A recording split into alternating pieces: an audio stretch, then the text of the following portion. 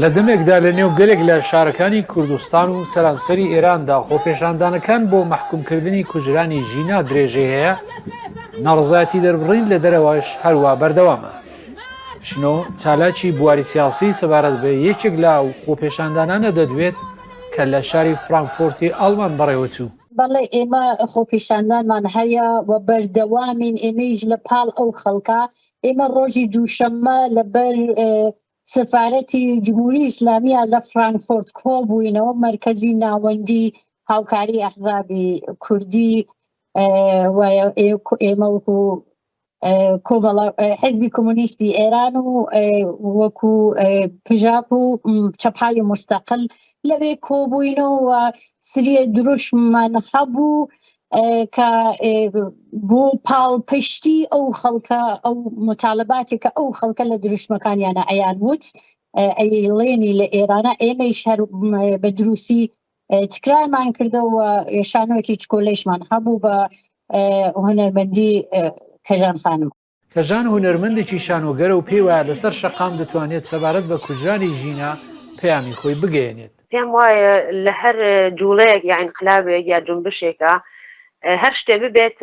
شێوەی ئەکت، یعنی پەیامی خۆت بە شێوەیەکی تر بگەیەنیت، دینەرت زۆرە بێوە دەنگەکە زیاتر ئەڕوات، یعنی خەڵک زیاتر ڕائەوەستێ بۆ ئەو شتە، چونکە کۆمەڵێک تێکەڵە بێ لەگەڵ ڕۆح و ڕەوانی ئینسانەکان و ڕاستەوخۆ پەیامەکە ئەگات پێیان. هەمیشە ئەڵێم هونەر زۆر زۆر زۆر چەکێکی باشە بۆ ئەوەی کە ئەگەر بمانەوێ وەکو شێوەیەکی ئەحترازی استفادەی لێ بکەین. و بەڕاستیش من هەوڵ ئەدەم و هەوڵیشم داوە هونەری من هونەری ئەحترازی بێت، چونکە هەستەکەم جوابی وەرگرتووە. ئێستا ئەوەی کە ئێمە کردمان لەبەر کونسوڵی ئێران زۆر زۆر دەنگدانەوە و ڕنگدانەوەی باشی بووە و ئێستاش داوامان لێکراوە بۆ کاری تر و بۆ شوێنی تر و بۆ ئەحترازی تر. ئەم چالاکەی سیاسی دەڵێت لە خۆپێشاندانەکاندا مەبەستیان گەیاندنی پەیامی سەرهەڵدانێکە کە لە کوردستان سەری هەڵدا و سەرانسەری ئێرانیشی گرتووەتەوە. لەوێ ئێمە تەمەرکوزمان نەکرد لەسەر ئەوە کە کێ لەوێ و کێ لەوێ نییە، هەمووی ئەوانە کە لەوێ بوون دیارە بۆ سەرنگونی جمهوری ئیسلامی تێدەکۆشن. لەوێ ئێمە تەلاشمان کە هەبوو لە ناوەندیەکەیە کە بۆ کمیتەیە کە تەشکیل هەبوو ئەوەی کە کەس بە پەرچەم و بە ئاڵا و بە هێنەوە حازر نەوێ هیچ کەس ینی هیچ لایەنێ خۆی نەکاتە ساحێبی ئەوینە، بەڵکی بتوانین بە خەڵکی ناوە بڵێن کە ئێمە هاوپشتانین کاریسەلا ئێمە ئەبێ ئێستا وایە لە کوردستانەوە شروع بوو ئەم خیزشە ئەم ئەبێ ناوی بنین بەڕاستی قیام، چونکە ئێستا تا ئەم دقیقە من لەگەڵ ئێوەیە قساکەم گەیشتووە ئەم خیزشە گەیشتووە بە 83 شاری ئێران لە کوردستانەوە دەسی پێکرد. وایە ئێمە پاڵپشتی خۆمان ئەبێ بەرامبەر بۆ خەڵکە ڕابگەێنین بە حزورمان، چووکە ئەگەر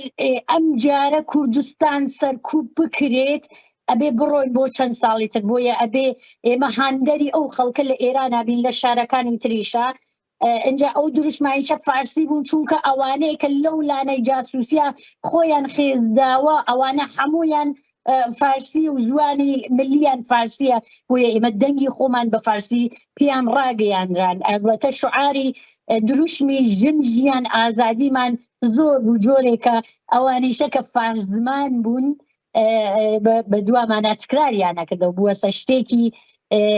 شعارێکی جوان کە جنبش بەرەو ڕادیکال بوون دەبات. کەژان دەڵێت گەیاندنی پەیامی ناڕزایەتی لە ڕێگای شانەوە ساڵانێکی زۆرە دەستی پێکردووە و ئەزمموی ڕابردوو هانی دەدات کە لەسەر ئەم هەوڵی خۆی بە تایبەتی بەردەوام بێت کە خەڵک ئێستا خرۆشاوە. لە سەد ئەو کارە ئەوە پێشە و کار و نۆعی ڕەوشتی احترازی من بووە، ئەوە بۆ 20 ساڵە چە من کاری شانۆ و سینەما ئەەکەم و بەردەوام ئەم دەنگی خۆمم بە شێوەی شانۆ و بە شێوەی سینەما دەربڕیوە و ئێستاش دوای ئەم کارە بەڕاستی خۆشحاڵم کە دەنگدانەوەیکی باشی بۆ و ئێمە ڕۆژی شەممە لە کۆڵ لە دوو شوێن ینی ڕێکخراوە هەیە، کۆمسیۆن هەیە، کۆبوونەوەی خەڵک هەیە و بۆیە من لە دوو شوێن دوو شانۆی جیاوازم ئەبێت دیسان و ئەمە هەڵەگەڕێتەوە بۆ ئەوە کە من لێرەوە ئەوە لەم تریبوونەشەوە ئەڵێم کە ئەمە بۆ ئەو دەنگ و پاڵپشتی ئەو خەڵکەی ڕۆژهەڵات و بۆ ئەو خەڵکەی ئێرانە بێ بەڕاستی ئەمەوێ لەم ڕێگاوە من بتوانم هەنگاوێکی زۆر چکۆلە هەڵگرم و ئەمە دوورە لە هەرچی بە هەر حاڵ فەزا و فکری متەفاوتە هەر وەکو هاوڕێشنەوتی بەڕاستی ئەمڕۆ ڕۆژی ئیتحادە ئێمە سیاسەتەکان داهێنین بۆ سیاسەتمەدارەکان بەڵام ئێمە ئێستا پاڵپشتی ئەو خەڵکەین چکە ئەوەی کە لەسەر جادەیە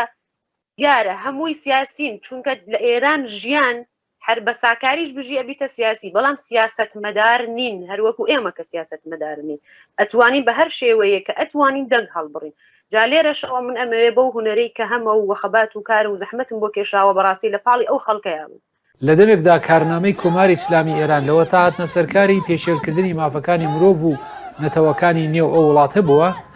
چۆنە مەرجی ژینا ئەوەندە کاردانەوەی جیهانی بەخۆیەوە دەبینێت ئەم چالاکەی سیاسی دەڵێت بۆی ئەوەیە کوردستان ڕێخستنی تێدایە و کوردستان توانی پاڵپشتی ژینا بێت وایە بەڕاستی چووکە ژینا ساحیبی بوو ساحیبی کوردستان و ساحیبی کۆمەڵگای تەحەززوب یافتەی کوردستان بوو ئەنجا سریە فاکتۆرها هەن کە ئەو جسارەتیە بە خەڵکدا و کۆماری ئیسلامی پاشەکشێ کرد بە کۆماری ئیسلامی سریە فاکتۆرها وەکو ئەوەی کە وەکو جاران حمایەتی بینالملەلی لە پشت نییە وەکو ڕیزشێکە لە ناوی خۆیان هەیەی وەکو ڕکود اقتصادی وەکو بحرانی اقتصادی کە هەیەی کە هیچێکی پێناکرێ لە توول تاریخ 43 ساڵ نەنگینە ژنان ئەوەڵین جنبشێک بوون کە بە جمهوری ئیسلامی نەیانوتووە لە ڕۆژێ دوای سەرکار هاتنە بەس ئەم 43 ساڵە زەحمە سەنگەر بە سەنگەر لە مقابل جمهوری ئیسلامیە بوون بەس ئەم جارە هەموو زەرفەکان پڕ بوون یەک بۆ ژینە دەنگدانەوەیدا چونکە ژینا ساحیبی هەبوو چونکە ژینا لە کۆمەلگایەکا بوو کە تەحەززوب یافتە بوو کە جوانتر ئایا ئەتوانن دەنگیان بەرزترکەنە و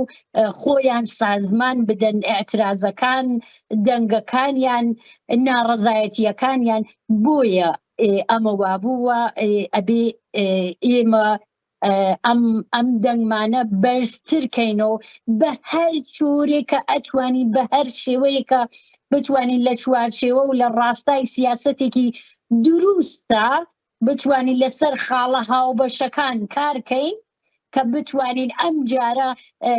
بە نەتیجەی بگەینین و جمهوری ئیسلامی بنێژینە خاک بە جنبشی ڕادیکال بە ئینقلابی ژنانە لە ئێراندا. ئەو هونەرمەندەی شانۆی هەروەها ئاگای دەدات کە شانووە وەک شێوازێک لە گاندنی پەیام تەنانەت لە ئاستی جیهانیشدا سەرکەوتوو بووە. بە دڵنیاییەوە شانۆ هەمیشە هەروە ئەزانی شانۆی ئاعترازی یا شانۆی خیابانی یا سەرشەقام لە وڵاتە بیانیەکەوە دەستی پێکردووە لە فەڕەنسەوە لە وڵات هەیە کە بەڕاستی لە کۆڵانێک شانۆیانە کرد و ڕاویانەنان بۆ کۆڵانێتتر ئەکسسوواریان نەبوو بە شێوەیەکی ئاکادمی یا مەسەڵەن سیستماتیک نەبوو چونکە هونەرەکە هونەرێکی ئاعترازی بوو یانەویست بە جوڵە بە بەدەن بە لەشیان بە هەر بێ زمان ئەم خەڵکە حاڵی بکەن دیارە شانۆیەکە لەوانەیە کە زۆر گرنگە کە زۆر جار پێویستە زمانی نەبێ مەسەلەن من بۆ لێرە لە شاری ئاڵمان بۆ ماینز شانۆم کرد بەس چونکە ئەڵمانیەکەم باش نەبوو مەجبور بووم زمان بەکار نەێنم بەڵام هەر هەموو تێگەیشتن لە کارەکەی من و ڕاستەخۆش وەرگیرا بۆ فستیواڵێکی تر جا بۆیە لێرەدا بە دڵنیاییەوە کاردانەوەی ئەبێ بە دڵنیانە ئێمە تەسریەک دەرد بە تەسویر ئەکێشێنین یعنی بە زمان نایڵین ئەو دیارە خەڵکی ئێمەش بەڕاستی ماندووە زۆر جار لە قسە و لە دروشم و لە قسەی زۆر و ئەمانە و کاتێک ئەبێتە جوڵە و لەش و بەدەن و موسیقا و ئەمانە سەرنج زیاتر ڕاکێشێ و هەموو ئەو میلەتانی کە لە دەوروبەرتن تێگەن من ئەمە بەباشی هەستم کردو و بەباشیش تەجروبەم هەیە لەگەڵ وڵاتانی تر کە شانۆم کردووەکو فەڕەنسا وەکو ئەوانە زمانی یەکمان نەزانیوە بەڵام بەڕاستی شانۆمان کردووە پێکەوە بەڵێ بە دڵنیایەوە جوابی پرسیارەکەتان ئەرێ وەگەڵ چالاکەی سیاسی جەخت دەکات گرنگە کە هەموو لایەن و ڕێکخراوە سیاسەکان لەم قۆناغەدا لەسەر گەیاندنی پەیام و خاڵی هاوبەش هەوڵ بدەن. بەلەوە بێژم ئەوەی کە بێژم هیچ ناوێکی بەسەرەوە نەبێت مرکزی ناوەندی هاوکاریە ئەم ناوەندی هاوکاریە بریتینە لە ئەحزابی سیاسی ئێمەش وەکو حزبی کۆمونیستی ئێران ئێمەش بەشدار بووین وەکو حزبێکی چەپ و ڕادیکاڵ کە داخوازی کە ئەبێ پاڵپشتی ئەو جنبشە حەقخوازانەی خەڵک بێ اینجا بۆ هاوکاریەکە ئەبێ ئێمە مشخصەن لەسەر خاڵە هاوبەشەکان ئێمە ئەبێ کارکەین ئەمە نەزەری خۆمە وەکو شنۆ ئەڵێم ئەبێ لەسەر خاڵە هاوبەشەکان لەم دەورە کارکرێت تا بتوانین ئەم قیامە کە من پێم وایە ئیدامەی 57 بیگەینینە ئاراوە تا سەرکەوتن. ئەم هونەرمەندەش دەڵێت لەم قۆناغی ئێستا ڕاپەڕینەدا پێویستە هەر لایەنەی ئەرچی خۆی بڕێوە بەرێ و بەتایبەت ڕووی لە هەموو هونەرمەندانە. وەڵام منیش پێم وایە کە ئەمە لە ڕاستیدا من لە ئەوڵەکانی هەستمە کرد ئەمە جنبشە بەڵام دیارە ئەوە خەریکە بێتە بە ئینقلاب و بووە و بەردەوام بوونی زۆر پێویستە بەڵام لە پێناوی هەنگاو هەڵگرتنێکی باش و بە پلان و ئەوەی کە ئێمە ئەی بینین ڕۆژانە خوێنە ڕێژێت و بە هەر حاڵ دایکان دەرکسوتاوە بن و باوکان ڕەنجەڕۆ ئەبن و ئەمە بۆ ئێمەش زۆر سەختە بەڕاستی ئەوە ئازارێکە کە لە دڵی هەمومانە هەیە بەڵام هیچ ئینقلابێک بەبێ قوربانیدان ناکرێت و هەستەکەم بەڕاستی وەکو شنۆوتی ئەمە ئینقلابە و ئەکرێ درێژەی پێ بدێ بە پلان و بە بەرنامە و هیوادارم وەکو داخوازی من ئەوەیە کە هیوادارم ئەم خەڵکەی ڕۆژهەڵات و ئێران بەڕاستی لە هیچ لایەنێکەوە کە ئینسانە و ئازادی خوازانە بیرەکاتەوە وێڵیان نەکەن پاڵپشتیان بن بە هەر شێوەیە کە ئەکرێ من ناتوانم هانا ببم بۆ حیزبەکان یا بۆ ئەوانی تر چووکە بە هەر حاڵەوە پلانی سیاسیە و من ناتوان دەخاڵەتی تیا بکەم بەڵام لەوانیش داوا ئەەکەم و لە هەموو خەڵکیش و بەتایبەت لە میدیا و لە تەلەڤیزیۆن و لە هەموو ئەمانە داوا ئەەکەم کە پاڵپشتیان بن ئەم ئینقلابە بەردەوام ئەبێت خەڵک زۆر ئامادەیە ینی بە هیچ کەس باوەڕ ناکە کە ئەو خەڵکە چەند